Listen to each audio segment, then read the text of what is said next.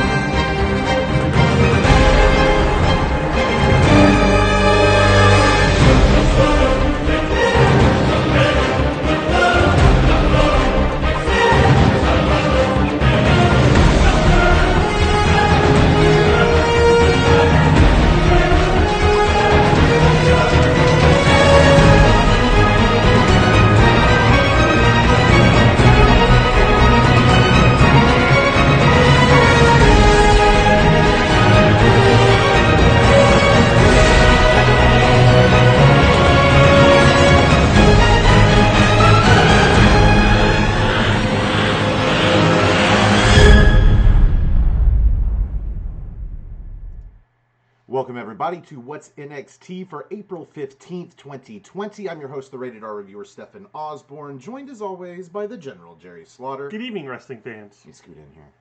You should scoot in here, too. I'm fine. You got more room than that. I'm in the shot. So, this was a fun episode. Absolutely. We start out, of course, like we always do, with footage from last week's episode, which was a pretty fun episode, surprisingly. For only, what, 3 matches we had that night? Yeah, something like that. Yeah. This episode, we started with a match. Finn Balor comes out, and I knew about this match like 20 seconds before we watched it. I got a push notification from WWE. Finn Balor faces Fabian Aichner tonight. And he comes out with Marcel Barthel, which makes tons of sense. Because if Finn Balor is working his way up the ladder to Walter, he started with... Alexander Wolf. Which... seems a little out of place because Alexander Wolf is technically the biggest dude on the team other than Walter. I think Marcel Barthel might be a smidge taller, but as far as full body size, I would give it to Wolf. But if you think about Fabian Aichner and Marcel Barthel as a tag team, they are definitely like the next most powerful thing other than Walter. So I like this. You know, only facing one guy, but they do come out as a pair. And this does help make Fabian Aichner look like he stands a chance here. Because otherwise, no, we would expect this to kind of be a squash match. And we'd probably be like, poor Fabian Aichner. But honestly, not poor Fabian Aichner. Fabian Aichner laid out some punishment in this match. Drop your match views here. I don't know what I'm saying. Well, anybody that watches us on both programs know we are just big on Fabian Aichner and Marcel Barthel in general. Yeah. So the fact that we have Finn Balor versus Fabian Aichner tonight, that was not disappointing at all. We've already had him versus Alexander Wolf, and that was a pretty brutal match in itself. But with Aichner, you had to watch out for his high flying abilities and his strength. So this is going to be a real test for Finn Balor, and he did awesome in it. And he's got a whole bunch of bumps and bruises and fucking. He just got all sorts of tore up in this match. So I want to drop a quick hello to Nate Spain. I believe you're new to the chat room, maybe not new to the show, but welcome. And Israel Diaz! Superfan Israel! Yes, welcome Israel. Keep up with this in the show, Israel. Definitely help us rate the main event at the end of the show. You know what it's going to be. If you got to leave early, drop us a rating for the main event before you go. Meanwhile, this opening match... Okay, so you had mentioned that you were looking more forward to the Marcel Barthel versus Finn Balor match, if this is where we're going. That'd be pretty much next. But I'm thinking, honestly, Fabian Aichner is like the best superstar out of, I think, all 4 of the members of Imperium. He's got it all. He is the most well-rounded one, yes. The only thing that I don't know for sure whether he's got or not is his ability to cut a good promo. He hasn't really had to. Him and Barthel did a couple of good ones, but they kind of played off of each other. It was when they were walking around the Fan Fest at one time. And Marcel Barthel is easily the better of the two, so he usually stays on the mic longer. But Fabian Aichner, man, he's got this power game that defies his size, and he's got this cruiserweight game that also defies his size. It's very Chris Benoit-like, dude. I hate to say it. Well, but it's a good way to go about it. But even more high flying than Chris Benoit, with even more power, I think, than Chris Benoit. I would actually say earlier Chris Jericho too. But that's a nod to Benoit. But we got another nod in here to one of Benoit's best friends, Eddie Guerrero. Eichner hits this tilt-a-whirl backbreaker that was just perfect. Wow. Bellissima. So hard it knocks them both down, kind of thing. But man, he should have definitely got up and shook his chesticles a little bit, because that was very Eddie Guerrero of a. Anyway, he goes to do a powerbomb though, that last ride that he likes to do, because I guess every member of Imperium now does a version of the powerbomb. They have to. Let's see, we've got Walter with powerbomb number 1, just no razzle dazzle at all, just powerbomb. We have Alexander Wolf with the sit-out powerbomb right into the pin. And we've got Fabian Eichner with the last ride, which is the push-up into a powerbomb. So what kind is Marcel Bartel going to do? Marcel Bartel just kind of plays off of Fabian Eichner. He just does a European uppercut off of it. Well, Balor counters that said powerbomb into a double stomp. Hits a sling blade. You think he's warming up to the end of the match, but Bartel ends up distracting him. Now, at first, he wards off Fabian Eichner, but eventually Eichner gets him with a roll-up for a near fall, but then deadlifts his ass out of the roll-up with one arm, power bombs him. So now he's got two kinds of power bombs, and we still haven't seen Marcel Bartel's. Anyway, while the ref is for some reason caught up with Eichner, Bartel's on the outside and he attacks Finn Balor. This is a mistake. He gets Balor up against the steps and they think they've got him. So Eichner goes for that running knee into the side of the head, into the steps, and Balor dodges and Eichner flies over the steps after whacking his knee. Balor takes out Bartel with a sling blade and then a John Woo drop kick into the guardrail. Through the guardrail. Well, the guardrail doesn't, it kind of just tips over, but still. Ouch. I mean, there's no audience there to hold you up, man. Oh, wow. So Bartel's out of this match.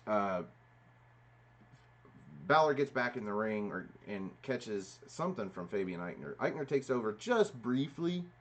But eventually we get the John Woo drop kick into the coup de grace, into a very, it looked like it hurt. A 1916 DDT for the pinfall. Oh, thank you, Jerry. And Balor won. Of course Balor won. Balor was definitely going to win. Oh yeah, Balor's just working his way up the ladder. It's like a Mortal Kombat totem pole at this point. So I guess the European Union was in the States when all this happened, and they're stuck here. Poor guys. My guess is Walter was stuck in the UK. And so... Or they're keeping him a very big secret over here right now. Or they're fucking flying people across the Atlantic Ocean because Vince McMahon has a jet. I don't know if it's capable of going across the Atlantic, but I don't see why not. He's smuggling in superstars and laying off a whole bunch of other ones. I don't think I'm not sure that he's not allowed to do that. If these guys are getting regularly tested and they're going from like jet to performance center and back to jet back home, like I don't know that that's not like... It could be possible. I'm also not saying that is possible. I'm saying I don't know. We're not trying to get the WWE in trouble or anything. The honesty of the matter is Pete Dunne, they say, is stuck over there, and he couldn't get over here for his tag team title defense. We also have, who else is stuck over there that they mentioned? Jordan Devlin. Yeah, Jordan Devlin, who now is sort of, kind of, he's like losing half of the NXT Cruiserweight Championship belt. It'd be hilarious if they cut the title plate in half. I think they should have just made a makeshift one out of cardboard and particle board. just have that Daniel Bryan's old eco-friendly title just sitting there. I don't know. Either way, maybe they'll fly somebody over. They wouldn't fly Bartel and Eichner over and not fly Jordan Devlin over. Okay, so that's probably not the case. I think they were just stuck here. That's one of my stupid musings. Meanwhile, Velveteen Dream's backstage, laid up on his couch. the color of the lights versus the color of his tan leggings. And at first, I thought he was naked from the waist down, dude. I swear to God. I was like, the fuck are they showing? Oh, those are skin-tight pants of a certain color that would look fine under regular white light. But under this purple light, yeah, anyway. He's waiting on Adam Cole. They're supposed to have a face-to-face tonight on NXT. And from this very moment, this sumbitch called it. Adam Cole's not there. Why would he be? Yeah, because they kept saying he hasn't showed up yet, and it's like, yeah, it sounds like he's not going to be showing up. Yeah, he shows up when he feels like it. He's not going to show up because Velveteen Dream asked him to. So we get a video recap of all of the goings-on between Tegan Nox and Raquel Gonzalez. Sort of kind of with Dakota Kai, but it mostly what revolves around Raquel herself, because we are getting a match between the two. And that's later. In the meantime, Charlotte Flair was advertised sort of for this show. Sort of. She didn't come to the ring, though. This was all video promo. Granted, a really, really good... And it was like ridiculously good. Like pre-taped, like it's not cutting away a lot. Like this is all one promo. Just showed her rise and her dominance. It started out kind of quirky to me. Like I was like, what she says... She is the most dominant in the past, present, and future. And I'm like, the fuck does she mean by that? But she explains. She defeated all the best from the past. She talks about coming in and defeating the likes of Paige, who they said was the best in the women's division at the time. She defeated Trish Stratus when she came out. She said somebody else. That's when we were in Toronto. This is true. Same place we met Finn Balor. I clicked on the wrong one, folks. Sorry about that. But it's live. Anything can happen. And then she went on to Raw and SmackDown to beat all of the current generation. And she's now come back to NXT, and she's going to dominate the future generation. The division that everyone, including us, especially fucking us, has said is the best women's division in wrestling, period, right now. They keep poaching. I mean, they took Shayna Baszler, but currently the best women's division in the brand. She says further that when she comes into NXT, she wants to give Mia Yim the first, she calls lottery ticket, an opportunity at the title that she doesn't have to necessarily earn. She says her first match when she joined WWE in NXT was against Mia Yim. She's like, and to see where our careers have come, and it's almost snide. She doesn't make it snide, but it's almost snide. She says, and now we're finally here at the same time. I'm like, well, obviously you were both in NXT at the same time when you started, but because of your name and your ability, granted, yes, especially on the mic, because Mia Yim is not so the head baddie in charge. She's okay, but mostly because of her name, baby. Charlotte Flair is now a 10-time, 11-time. Who knows what? I don't know if they're counting NXT. 10. We'll go with 10 plus. Yeah, she is double-digit women's champion. Double-digit Flair. DDF. Double-time women's champ. And Mia Yim has yet to win any title in any brand of WWE. Sure of Keith Lee's concubine. So, Aaliyah versus Xia Li. Now, the first thing we notice here is we've got a brand new referee in NXT. Some black chick. She's pretty cute. She is. She's pretty cute. Got a nice butt. Anyway, the feud here is, okay, so this match goes back months. Months ago, there was a match between Xia Li and Aaliyah that ended with that, pinwheel kick, and Xia Li was hitting it to the back of motherfuckers' heads and taking them into the mat and breaking their noses.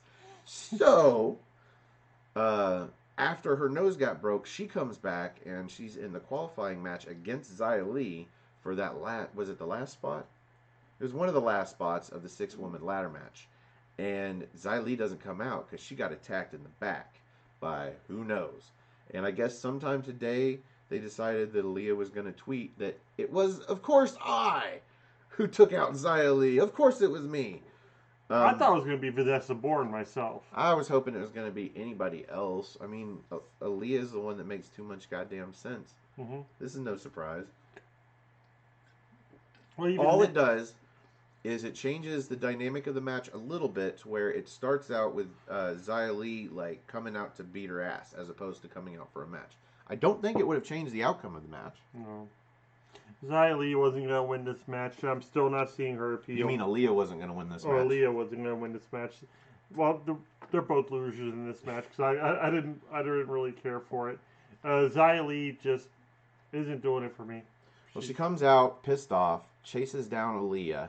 Oh, she doesn't even do her crappy fan dance. She just does one fan where she throws it down, just comes out to the ring. Yeah, and she chases Aaliyah around. Eventually, Aaliyah like ducks behind and hides behind the ref, gets up in the ropes. Ref backs off Xia because Aaliyah's in the ropes. And Aaliyah comes out with a pump kick to the chest. And then takes over the match for a little while. I think we even go through a commercial break, maybe. Eventually, though, Xia Li gets the upper hand, she hits something. It might have been a German suplex or something, but she hits that windmill kick. Now she hits it back. Across the back. That pinwheel is what I call it, pinwheel kick. And gets the pinfall. Thank God they changed something. Because two broken noses, because she broke somebody else's nose too, didn't she? Was it Vanessa Bourne? She busted somebody open with that move. Might have been Candice LeRae. Anyway. It was, the only person I saw get busted up by was Aaliyah. I think she did like smack Candice, but it kind of grazed her. She hurt somebody else with that move before that match. Anyway, hopefully that's the end of this little thing, and each one can move off to do something else. Let's see, we get a promo for the Cruiserweight tournament. So we've got 8 guys, 2 teams. Team A, Team B. The 4 guys in Team A will all face each other. At least once. So they're all going to get 3 matches, and all the ones in B are going to face each other. The 2 with the best records come out and I guess are going to have a match to determine the champion. Here's my problem. There's going to be 6 winners. 6 matches in each team. Mm-hmm. So out of each column, you've got 6 winning matches. So do you have 2 that win twice, 2 that win once? Do you have 1 person that doesn't win at all? And then you can have each of the 3 win twice. You could have 1 person win all 3 matches and then have like a 2-1-0 or split up the rest so that there's definitely a winner. I just don't see how. And even if someone wins all 3 of their matches, couldn't the other person win all 3? Like, I don't understand how they're going to have a winner without somebody going through all 3 opponents. Just doing the math. It just, to me, it doesn't make sense. Unless you have some sort of tiebreaker.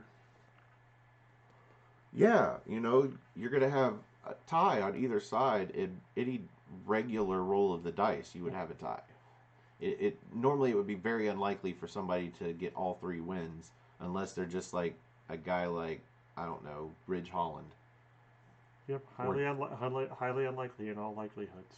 So we have 8 guys in this tournament: Kushida, Drake Maverick, Tony Nese, Jake Atlas, Isaiah Swerve Scott, El Hijo del Fantasma, Akira Tozawa, and Jack Gallagher, whichever. We do know that some of these guys are not going to make it out of this tournament. Nope. They have been fired from WWE, and not really some as much as just 1. The 3 match. No, wasn't there at least 2? I thought Jack Gallagher, or maybe it was.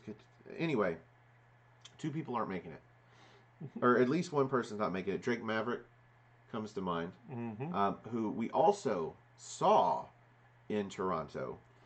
When we went up there for SummerSlam, although he snubbed Jerry. Mm-hmm. He didn't want a handshake, didn't want a fist bump, nothing, just walked on. So neither one of us are crying with him. He's got a Twitter video out where he does start to cry.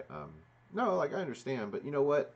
The honest truth is, every other job out there, there's like 10% of the whole country is getting laid off. Yeah, he's been through Impact. He's been in WWE.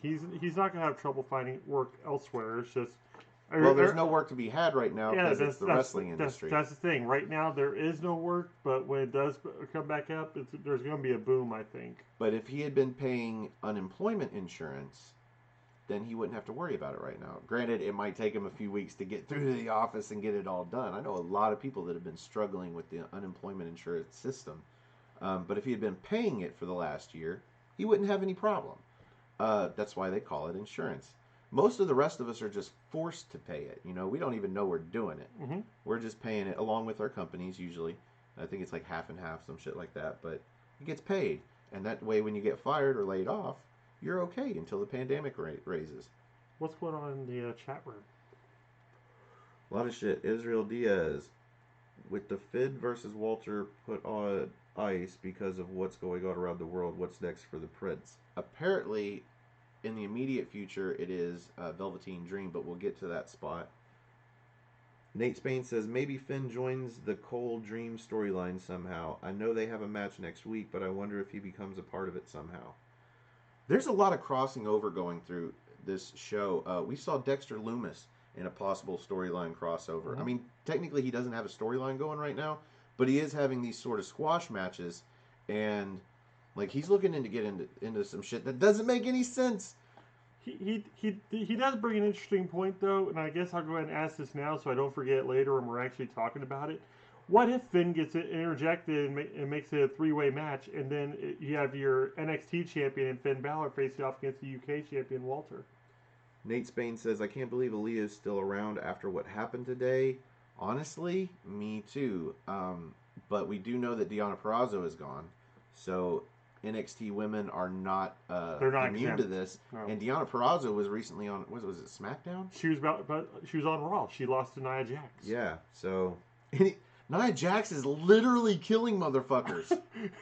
and she's still there. Israel Diaz says, side note, my heart goes out to all that were released today from WWE. Truth be told, Drake Maverick included. Yeah, my sympathies go out to you. Like, this sucks for everybody that's getting laid off, but that doesn't just include you folks.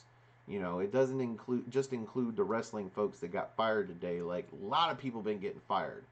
A lot of people just getting laid off. Like, they'll have jobs when all this clears, but when the fuck is all this going to clear? Like, I think the numbers are something like 10%.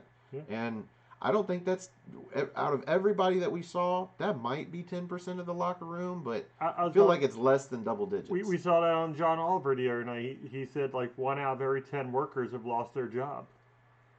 So yeah, shout out to John Oliver. We love you, John Oliver.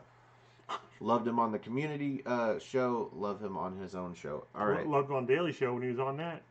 So where are we at here? We just got done talking about the cruiserweight. So they show Matt Riddle backstage. He's on a cell phone. We find out later that he's talking to Pete Dunne. And he's like, okay, this isn't funny anymore. It's supposed to be a surprise to Roderick Strong and Bobby Fish. It's not supposed to be a surprise to me. Who the fuck is my tag team partner? And they cut away. Like, we don't get to find out. Nobody gets to find out. Even Matt Riddle doesn't know who he's going to be tagging with. I think at that point he did, because Matt Riddle was like, took a pause, and he's like, bro. Maybe. I think he may have told him that, and he's like, oh, shit. So, we are up to the first match in this Cruiserweight weird-ass tournament. Isaiah Swerve Scott versus Akira Tozawa. This is also the only match for this tournament that we get on this show. Keep in mind, now I know we get an announcement later, 3 matches next week. Cool. Yeah. But keep in mind, this is going to take 12 total matches. So this is going to be super fun, folks. We're going to be seeing a lot of people on the same shows. Jesus Christ. This match was fun, though. I liked it. Okay. My favorite part of this match, I call it the chop and bang. Akira Tozawa, okay, so he chops Swerve, and then lets Swerve chop him. And then he goes to chop Swerve again, and Swerve blocks with his forearms, and Akira just does the bang from the, the bop and bang that Tyler Bate does. The chop and bang. I dig it. It was fun. I've got a few other notes, but what did you think about this match? I love ramen noodles. And we got to see that again tonight against Isaiah Swerve Scott. It just looked like such a nasty maneuver. And he actually landed, looks like on the back of his neck, he actually played, like, that shows the rest of this match. But the ending was a little bit of a surprise because I thought for sure that Swerve was going to go over Tozawa to kind of make him look like a stronger competitor in the match since Tozawa, is a former champion. But Tozawa winning that even then I wasn't let down by this match. No, Tozawa being a former champion. I feel like Swerve winning would have been an upset. Yeah.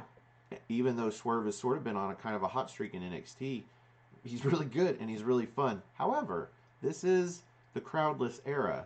Yep. These are the quarantines, and Swerve's charisma doesn't necessarily help as much as it normally would. Yeah, I was about to say, if he had that charisma meter, probably would have been really, really low.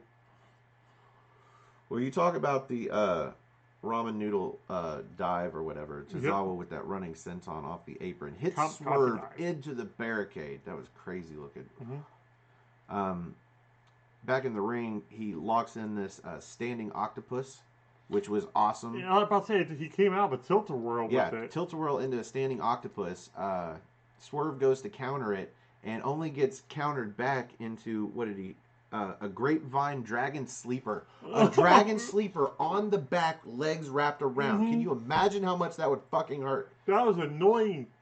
He goes to counter that one and gets into a guillotine with the grapevine. But then Swerve does counter the guillotine, of course, into... Well, he hits a brainbuster instead of a vertical. Yeah, that was a full-on brainbuster. Full-on brainbuster. Even the commentary was debating whether it was a vertical or a brainbuster. Well, first it said vertical suplex, and I was like, that looked more like a brainbuster. And they're like, that could have been a brainbuster. I'm like, yeah, it was. In the end, let's see. Oh, no, not in the end. Swerve hits a deadlift German into the house call, so he does hit his finishing move. But only gets a near fall. Tozawa kicks out. The best looking house call I think I've actually seen him do. And I'm sitting here like, Jerry, does he have another finishing move? Nope. Maybe this is the story of where he develops one for the cruiserweight division that comes off the ropes or some shit. Anyway, Tozawa ends up hitting a belly-to-belly into the turnbuckles and a Trouble in Paradise, which puts down Swerve for that diving senton he does off the top rope. 1, 2, 3. Tozawa wins the very first match in the cruiserweight tournament. It's fun. It was a fun match. We get an interview with Tozawa, which is sort of weird. Of all the people and winners and matches to interview, Tozawa. But whatever. I think they just get a kick out of like putting the Japanese people on the spot because you think about Asuka and Kairi Sane on Raw. Well, he didn't have much to say, and he was terribly coherent. So fuck it. He says he's got to keep fighting and winning, and he will be the NXT Cruiserweight Champion, or the Cruiserweight Champion again. Short and to the point, I just don't see the point in interviewing him if that's all he's going to say. I guess just to get that interview lady on the screen, because she's pretty and blonde. Mm-hmm. Dream is still backstage waiting for Adam Cole, just chilling on his couch on his phone. Whatevs. You can see him getting increasingly agitated as the night goes on. Now, if you folks out there were listening to me list all 8 members or participants in the Cruiserweight tournament, you might have thought to yourself, who the fuck is El Hijo del Fantasma? Well, we get a little video package here that tells us who El Hijo del Fantasma. He's eventually going to end up being just called Fantasma Jr. Mm-hmm. I think. Or just Fantasma in general. Or just Fanta. He looks cool, dude. He looks like the coolest looking Mexican wrestler, luchador that I've seen come into WWE in a while. Because I don't know, just he looks like the antithesis of the Lucha House Party. He actually looks more serious and more just like. Yeah, but even every member of the Lucha House Party, Sin Cara, all the guys with the masks, all just seem like some kind of version of Rey Mysterio. Mm-hmm. This guy does not look like Rey Mysterio. No. He looks more like the Lucha Brothers. Mm-hmm. Lucha Bros, sorry. Let's move on. Tegan Nox versus Raquel Gonzalez. She comes out with Dakota Kai. And has some sick-ass music and a cool-looking Titantron.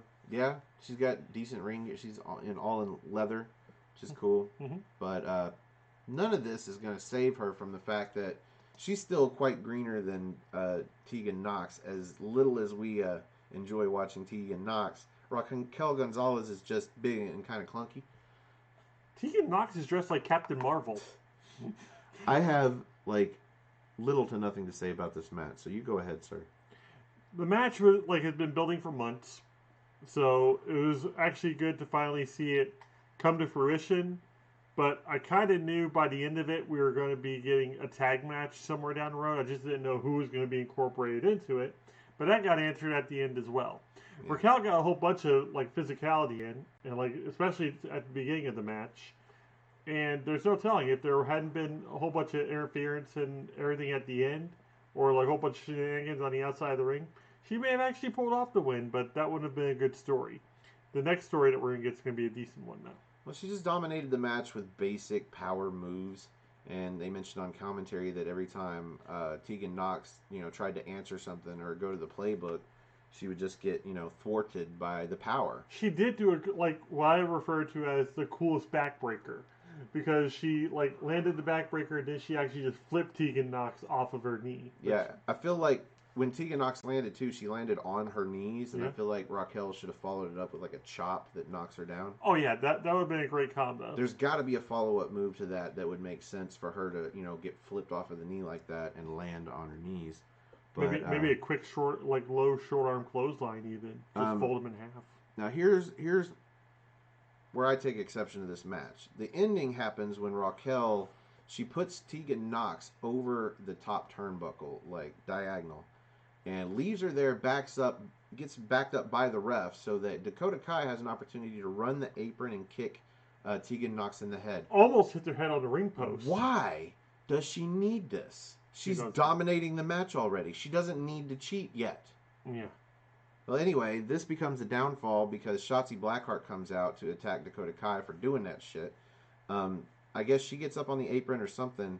At some point, Raquel gets her in a chokeslam, attempts a chokeslam onto the apron, but as she picks her up, Tegan Nox goes for a fruit roll-up and scores the pinfall. 1, 2, 3. Nox gets the victory.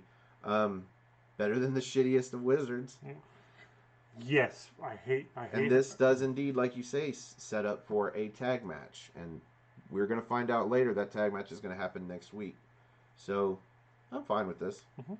We get a video promo for Keith Lee a pre-video promo for the video package that comes after the commercial break.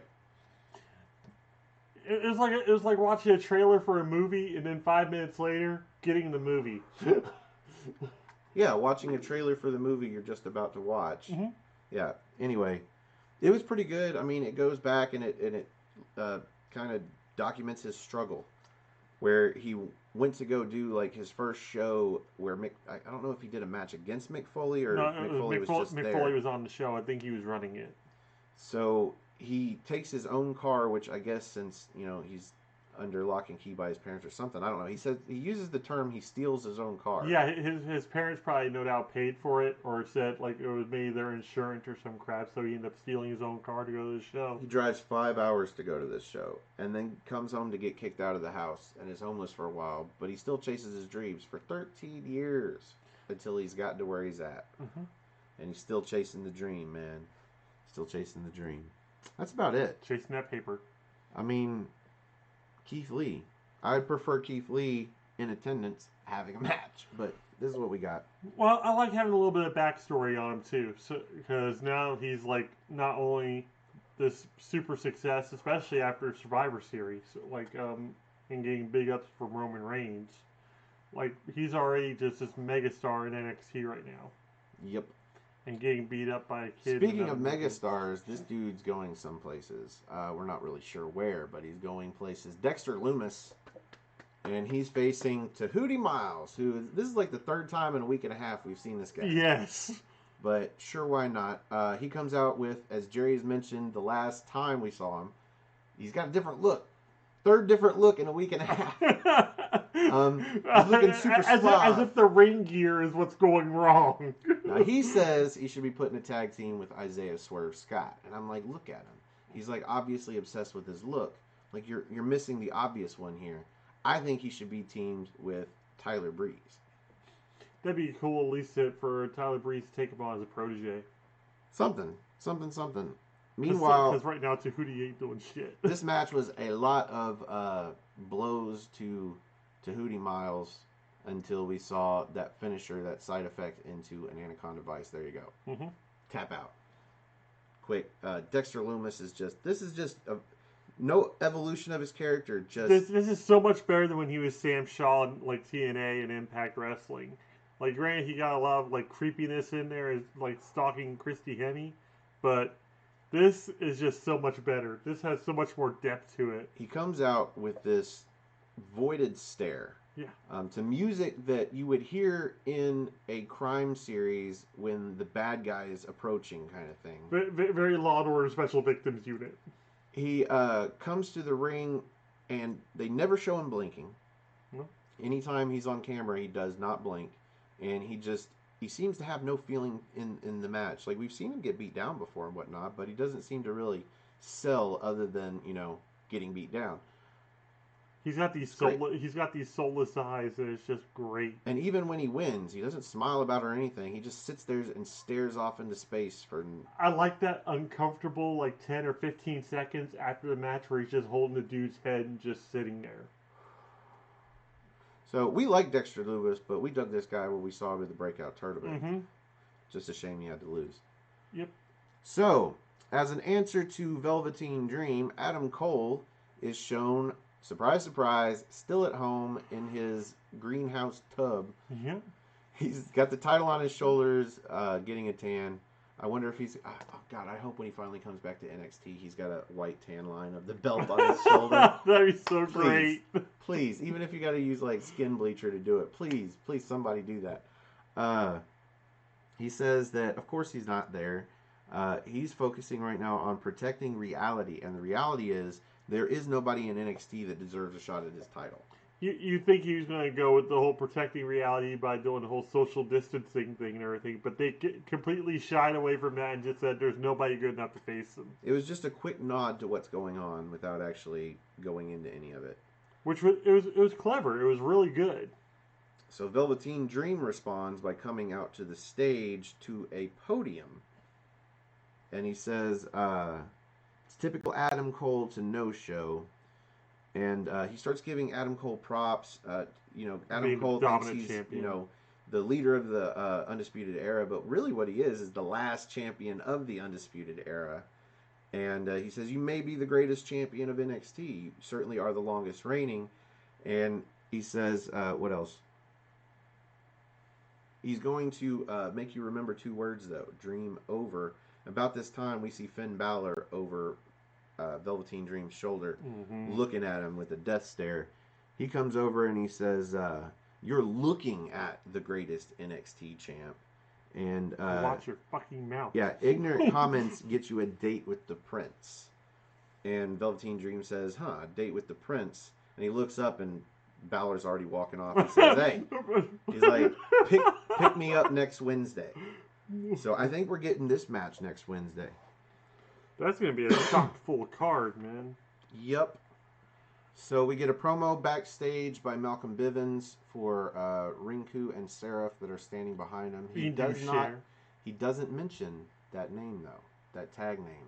I think this might be one of those buffer weeks where they're like, we need to rethink the tag team name. Maybe name them something that people can pronounce without pronouncing it as two separate, different English words. I would just say Bivens Enterprises.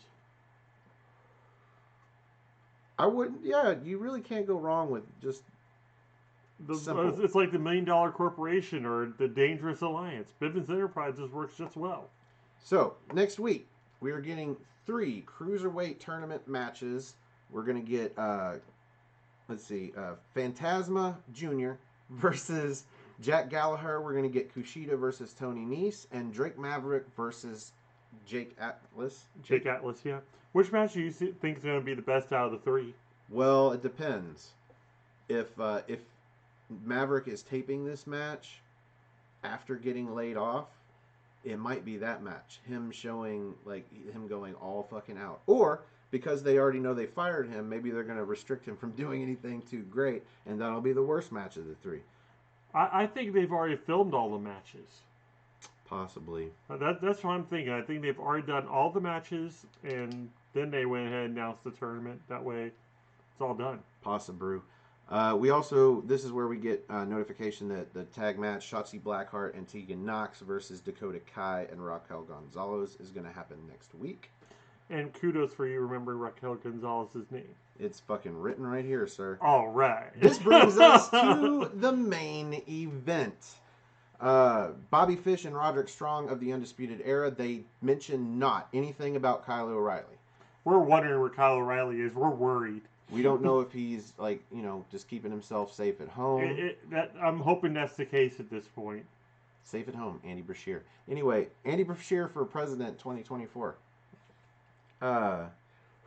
Meanwhile, Matt Riddle has his own partner problems. He doesn't know who his partner is going to be. Or maybe he does at this point. We don't. Yeah. So I pause it right after Riddle comes out and he's looking behind him. I'm like, who do you think it's going to be? Last chance to bet.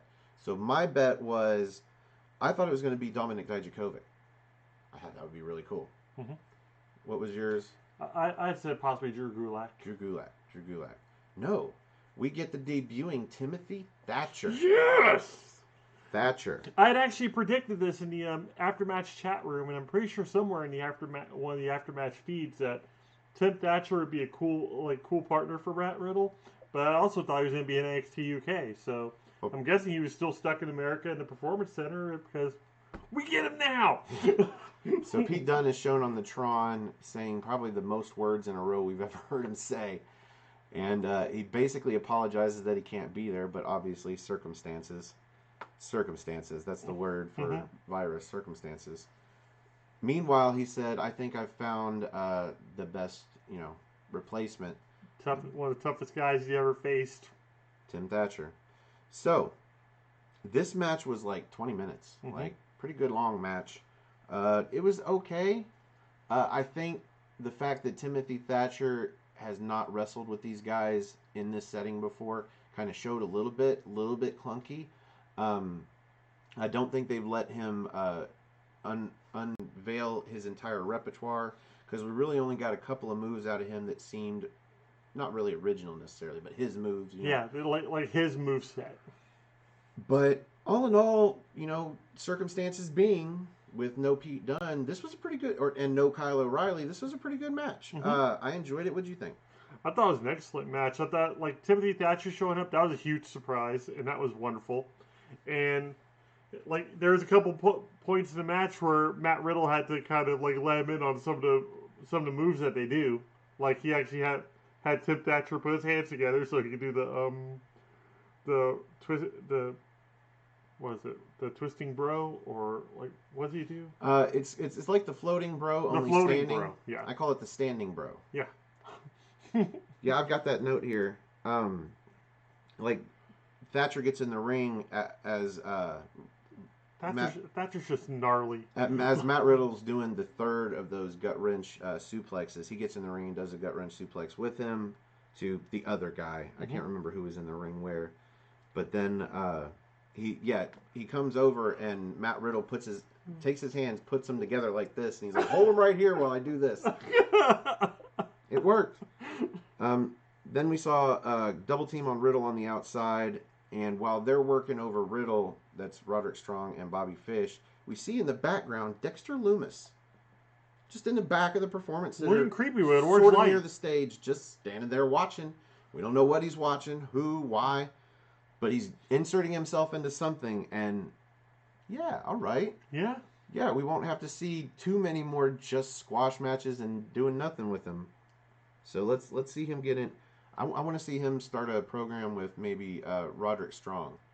Since Roderick Strong's technically the singles guy, the mid-card singles guy. That would be interesting. Let's see. So I wanted to get to some of this. Nate Spain said, by the time this tournament is over, the pandemic will be over and there won't be a point in having done it. That's a very, very good point. That's a good possibility. By the time we crown a brand new interim champ, Jordan Devlin might be ready to fly over here and take him out. And that'd be just in time for a takeover event for them to have a unification match, ladder match. Israel Diaz says, could Io del Phantasm could be the leader of the luchadors that kidnapped Raul Mendoza and the other person? Very good point. I like that. And he does seem like And that would be an interesting faction to actually have in NXT. Good thinking. Nate Spain said, I heard people saying that he was the person doing that and that him, Wild, and Mendoza are supposed to be in some kind of faction. That would be cool. Mm-hmm. Israel Diaz says, I'll give the main event 4 stars just to see the debut of Thatcher. We'll get there for us, but thank you for getting that in. Anybody else want to get? Nate Spain says, yeah, I agree with Israel. Maybe add another quarter for the Loomis appearance, so I'd go 4 1/4. Well, we're almost there. Let me finish up. Let's see. Thatcher gets a tag, and the hot tag. He starts doing this rope spring belly to belly. By this, I mean he grabs the dude up for a belly to belly. Runs him into the ropes. Runs him into the ropes and then comes off with it. It wasn't a suplex. Overhead throw. No, it wasn't even overhead throw because he held on. It was an overhead, I don't know. Belly to belly. Just a belly to belly. Mm-hmm. 2 for each of them. Riddle spears Fish out of there when they were getting ready to do some tag move that it took them way too long to... Oh, yeah. It looked like they were trying to factor something in, and all of a sudden Fish gets... They were waiting on Riddle to come in and spear Fish. Yeah. And then Thatcher counters a high knee. Maybe he smoked a bowl or something at that point. It's like, oh, back in. he brings, who was it? Roderick Strong down off the high knee attempt into a Fujiwara armbar. Roderick Strong taps out nearly immediately. Like, half a second before he started tapping out. And that was the match. As fast as I think I've ever seen Roderick Strong tap out to anything in NXT. So this is true. If Thatcher cinched in that armbar that good, that's going to be a deadly move. Well, the titles stay where they are. Thatcher got his debut, looked great. He got a title without even having to necessarily win the match. Yeah. So that's pretty cool. Something different. Before we rate this bitch, we have one more piece here. We had a Tommaso Ciampa promo that was, promised through the whole show, where he was going to answer Johnny Gargano, and was he going to keep his word and say that Gargano is the better man. He gets on a camera somewhere in the back, sitting on a box. It looked like it was a cell phone selfie or the camera, because he actually adjusts it right before he sits down. So he says he is done with Johnny Gargano and Candice LeRae, and they showed what they're made of and who they were in that empty arena match. And he says Johnny Gargano was the better man, and immediately gets snatched. He gets snatched up from behind around his waist, pulled over the box. The camera goes down. A whole bunch of ruckus. He's getting beaten up, and finally we see in the camera that gets knocked down. He gets knocked to the ground, and a high-heeled boot, a very high-heeled boot, leather boot, steps into frame, and Killer Croc gets down, and he says, "Time's up." Something like that. Yep. TikTok, something like that. TikTok. Whatever it be, Killer Cross is struck, and he's finally here in NXT. And that brings us... more importantly for Stefan, Scarlett Bordeaux. Oh, God, she's a babe. So that brings us to the end of the main event. And here on What's NXT, we like to rate the main event using the General's good old 5-star rating system. So we've gotten word from Israel and Nate. And the People's Wrestling Channel says Jerry Jabroni. This guy again. You do have haters, Jerry. They're out there. Well, this guy's not worth the time, so. Yeah. Anyway. Yeah. So, out of 5 stars, where do you rate the main event? I'd probably go with a 4, just for the fact that it's a great tag team title match, but then also give it an extra quarter off of the surprise of Tim Thatcher being there. I'm going to go ahead and lump that in with the Dexter Loomis thing, because I can't see about giving this match 4.5. So 4 1/4 sounds fair enough to me. I'm going to start this at 3 3/4. This match was really good. I don't think I can call it great. You have a replacement on both sides. I mean, you can argue that Roderick Strong isn't a replacement, because technically he's been champs with Kyle O'Reilly before. He has never been champs with Bobby Fish, though. That would have been a first. It's always one or the other, man. Kyle O'Reilly is always there. And we are missing Kyle O'Reilly. So there is a substitution on both sides. So I'm not going to call this great. I'm going to start it at 3 3/4. I'm going to give it an extra quarter because of the Dexter Loomis thing, and off of the little promo we got with Tommaso Ciampa afterwards, where we got Killer Cross and Scarlett Bordeaux, obviously. Mm-hmm. Hopefully. I mean, technically, it really didn't need to be her. It could have been anybody in a boot, but anyway. but it's her because we saw them last week. And I'm going to give it an extra quarter off of the back of a great show. I really enjoyed this show. Mm-hmm. And I'm going to agree with, who was it? It was Nate, I think. I'm going to give it 4 1/4 stars. Just like me. Oh, yeah, because you can't give it 4.5. I'm going to agree with everybody else. Mm-hmm. Just 4 1/4 is a great work for us. Yeah. pretty good. Pretty good. Cool. Yeah. Cool. No doubt. So, any last lots words? of Brooklyn Nine-Nine. See, Nate Spain say, great minds think alike, Jerry. Diaz says, Dream versus the Prince is going to be good. I agree. Oh, yeah. If anybody can pull another great match out of Velveteen Dream, it's going to be Finn Balor. As Jerry said, Prince versus the man that wishes he was Prince. But either way, yeah, I feel like Finn Balor is going to pull an awesome match out of Velveteen Dream. Yeah. So that brings us... Who's your favorite for the Cruiserweight thing at this point? Fuck, I don't know. At this point, half of them could be fired by the time we get to the end of this. Like, seriously. Like, okay, but that's dead serious. Like, half or more. Like, a lot of these guys could be gone. Lower and mid-card people at this point are expendable. Okay. Every last one of them. So we're getting 3 matches next week. That's 4 total in 2 weeks. That is 1/3 of the card. Mm-hmm. So that means we might still have 4 more weeks of this shit to go before we even have the possibility of 2 guys that can face in a match for the title. If we don't have ties, in which case you either need a triple threat or you need to break the tie before one person moves on from the group. Like, there's a lot more wrestling in this tournament coming. Maverick said he at least had 3 matches, so there's no telling. Nate Spain says that's going to be a hell of a match. Yeah, we agree. Mm-hmm. So that brings us to the end of this episode of What's NXT. Thank you for joining us.